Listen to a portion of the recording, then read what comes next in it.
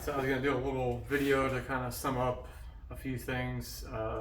So I got the external reservoir installed, and I talked to Jeff. I guess he must be the founder, owner, or whatever of Turn One, and he explained a very good method of bleeding it. So I did that, and actually, it's not making it. The system's not making any noise. It seems like it's always made noise of some kind, and so I couldn't believe it. Like, his method was basically up on jack stands, turn the wheel manually without the car running, and I did see a lot of air come out that way. And then he said, leave it on jack stands, start it, turn it lock to lock, but don't force it to lock. He said, turn it just ever so slightly, hit the end. So I just turned with my hands the wheel and looked inside the reservoir. I did all that. And it was interesting because this new reservoir, you can actually see the fluid coming into it from the return and see it swirling inside of it. It's pretty neat. So I did all that, and I revved it up. Usually I rev it up and turn the wheel, and it always makes noise, and it didn't. So I took it for a drive, and no noise whatsoever. Everything was nice and smooth. I did a little bit of swerving. I didn't see anything coming out, but I guess we'll see when I autocross, and it'll be more than a couple months before I do that again, because I gotta go back to work. And then to kind of recap the whole control arm thing, it must have had an issue for a while, because I put all that together. I fixed the snap ring, basically welded the snap ring in with the end washer, and everything comes out the end where the threads go through for the roto joints. I did all that. I did all the alignment stuff, camber, caster, toe, did all that. I had to do a slight adjustment on the toe after I went out. But man, I couldn't believe how sharp it was. Like, it hasn't been that sharp, and I don't even know when it's been that sharp as far as turning and precision and just driving straight and everything. I'm gonna check everything one more time next week. I got some time before I go, just to double check everything one more time. But man, it's hard to imagine that the one event actually two events that I thought it was 100%, like, was Charlotte. It was my first event out with the brakes working 100%, and then obviously Savannah had the shock issue, and then Cherry Point this past week I thought I was 100%, but it makes sense now the way it was handling in some places, on the tightness that it had, what was going on with the whole control arm situation. So it still wasn't 100%. I think that was failing over a period of time, and it's just not something that you're easily going to be able to catch. It's just not something I thought would be a failure point, the snap rings coming out, but apparently so. It's not a good design, but I'm kind of stuck with it because the way I designed my control arms, I used theirs, and it's not really, it'd be very difficult to use someone else's design because of the length of the threads and the width, and having them remake spacers and all those different things. But anyway, I don't think it's going to fail again. I think that's going to be the end fix for that. Yeah, it had to have been starting to come out over a period of time, just like that other side where the snap ring was starting to come off, but it wasn't completely out. It must have been doing it over a period of time and just never got noticed, and then decided this past weekend it was going to come completely out. Yeah, so it makes sense, because I thought it was just because of I run my caster equal, and I don't do any offset on the caster for the hump in the road.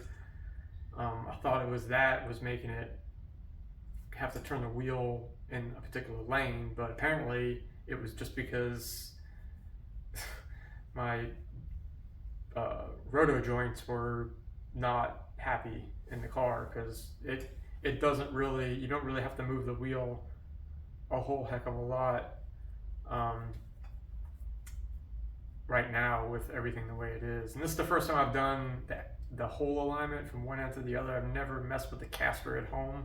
I've always had that I got a Lifetime Firestone, So I let them do the caster and everything else, and then I just adjust the camber and toe as I need to, as I do little things to it. And this is the first time going through the whole process, and it worked. Like, did the whole process, and obviously everything turned out really good. It was, like I said, it was super sharp. I'm really curious to see how it does on course now.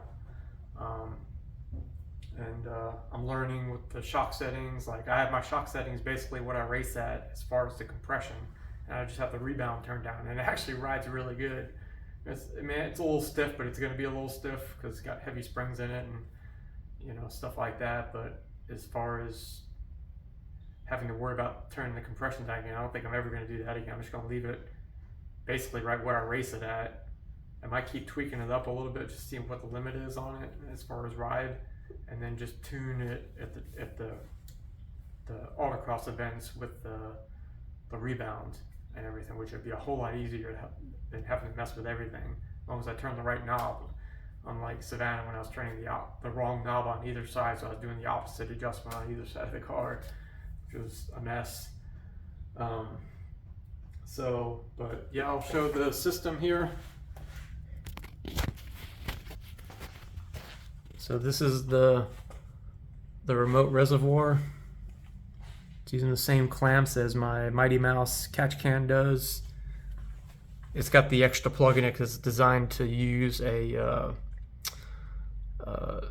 you can use a hydro boost with it.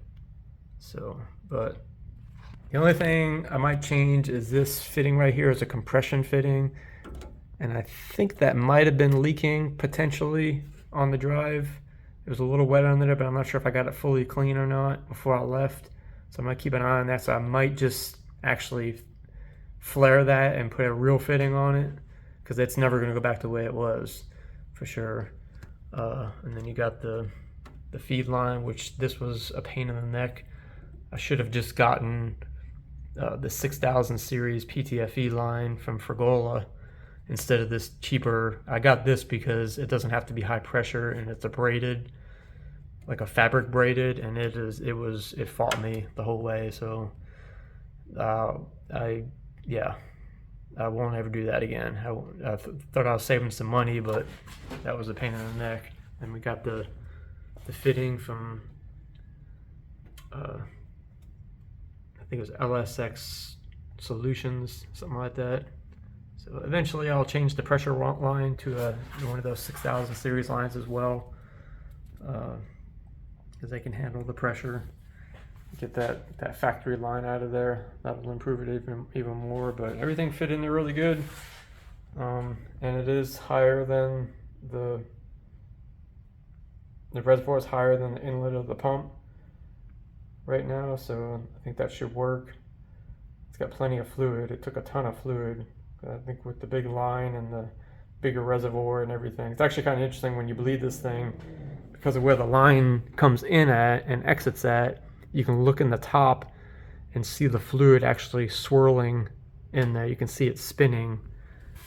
It's actually kind of neat. So I could actually see the air coming out of it and everything. That was actually kind of cool to see. But yeah, so far so good. It's working just like it's supposed to.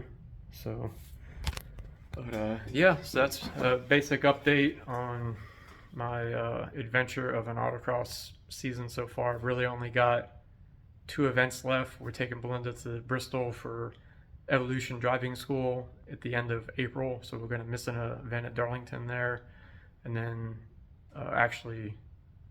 Darlington. Then we'll have a Charleston event, and then I'll have one more ZMAX event, and then I'll have nothing else that time at home, and then I'll come back and we'll have one Charleston event in November, and then that'd be the end of it for sure.